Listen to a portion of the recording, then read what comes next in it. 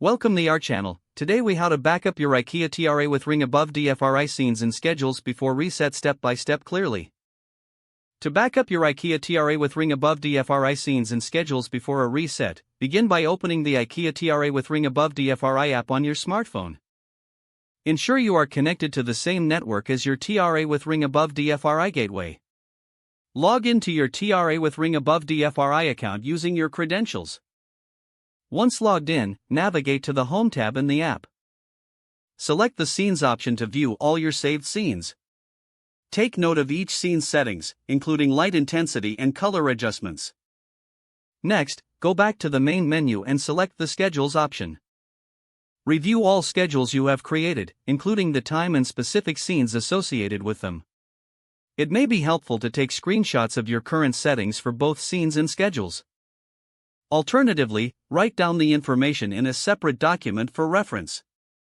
After you have documented all necessary information, proceed to reset your TRA with ring above DFRI gateway.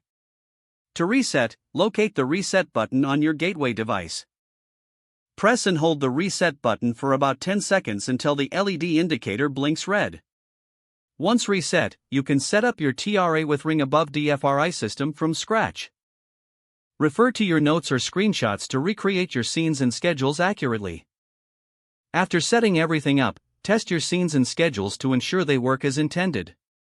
This completes the backup and reset process for your IKEA TRA with ring above DFRI system.